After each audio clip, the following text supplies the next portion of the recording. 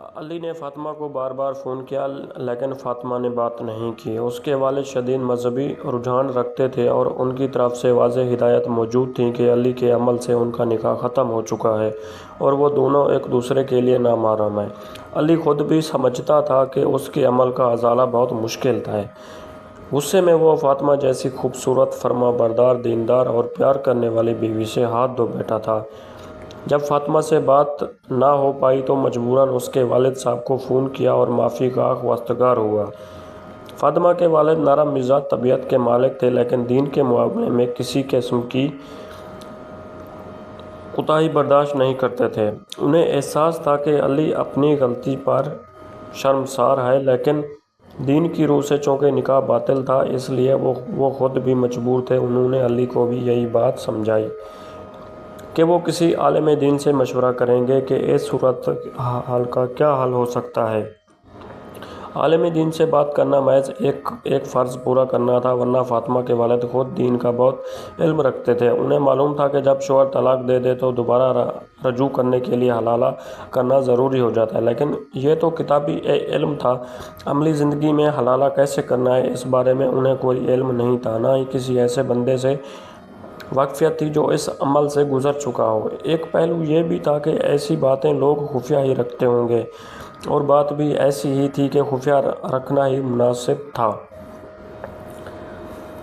سب سے پہلے تو انہوں نے اپنی بیٹی کو اعتماد میں لینا تھا اور اسے دین کی معلومات سے متعلق آگاہی دینا تھا۔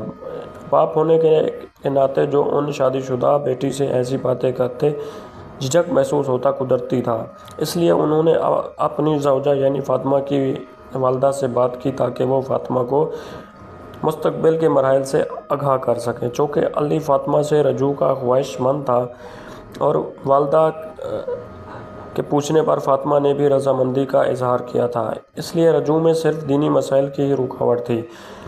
علی فاطمہ اور اس کے تمام گھر والے بشمول اس کے والد، والدہ، بھائیوں کے سب ہی یہ چاہتے تھے کہ یہ معاملہ احسن طریقے سے نمٹ جائے۔ فاطمہ کے والد نے رسماً ایک عالم دین سے مشورہ کیا، اگرچہ فاطمہ کے والد کو کافی حد تک علم تھا کہ عالم دین کا جواب کیا ہوگا، لیکن معاملات میں عالم دین نے فاطمہ کے والد کی خوب رہنمائی کی اور فاطمہ کے والد کو خوشی ہوئی کہ انہوں نے بنا کسی عالم دین سے مشورے کے کوئی کام کرنے کا فیصلہ نہیں کیا۔ عالم دین نے فاطمہ کے والد کو سمجھایا کہ دین کی ضروریات میں ہمیں دنیاوی منطقوں کو نظر انداز کر دینا چاہیے۔ بعض اوقات ہمیں دین کی راہ میں ایسا لگ رہا ہوتا ہے جیسے اس حکم کا کوئی مقصد نہیں۔ ایسا ہرگز نہیں، بات صرف اتنی سی ہوتی ہے کہ وہ منطق ہمارے ناپائیدار انسانی ذہن کی بساط سے بڑھ کر ہوتی ہے اور وہ ہمارے محدود صلاحیت کے دماغ اللہ کی آفاق منطق کو سمجھنے سے قاصر ہوتے ہیں۔ ہم انسان چونکہ اپنے آپ کو عقل کل سمجھتے ہیں، اس لیے اللہ کے احکام کو بھی بلا ضرورت سمجھنے لگتے ہیں اور ایسے ہی مان جاتا رہتا ہے۔ نکاح حلالہ کے ساتھ بھی کچھ ایسا ہی معاملہ ہوا ہے۔ دیگر مذہب کے افراد کا اس کی مخالفت کرنا تو سمجھ آتا ہے، لیکن جب مسلمان ہی اپنے دین کے احکام کی خلاف ورزی کریں گے تو کھلا مذاق بنا لیں تو دکھ ہوتا ہے۔ نکاح حلالہ مستند حوالوں سے ثابت ہے۔ عالم دین صاحب اپنا علم نچھاور کر رہے تھے اور فاطمہ کے والد بغور سن رہے تھے۔ عالم دین نے بہت سی روایات بتائیں لیکن ان میں سے اہم یہ چند احادیث تھیں۔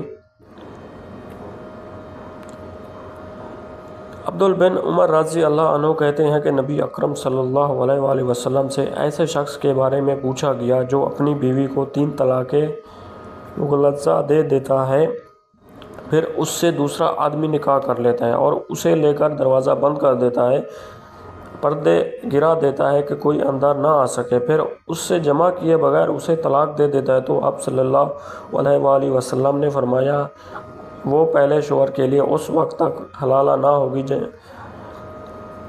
جب تک اس کا دوسرا شوہر اس سے جمع نہ کر لے۔ عالم دین کی باتوں پر غور کرتے فاطمہ کے والد جب گھر آ رہے تھے تو انہیں نکاح حلالہ کے حوالے سے دینی معاملات کا بخوبی علم ہو چکا تھا۔ اب بس وہ اس کام کو منطقی انجام تک پہنچانا چاہتے تھے۔ تاکہ ان کی پیاری پھول جیسی بیٹی واپس اپنے شوہر علی کے عقد میں جا سکے۔ تو آج کی ویڈیو ہماری یہیں پر ملتے ہیں تیسرے پارٹ کے ساتھ۔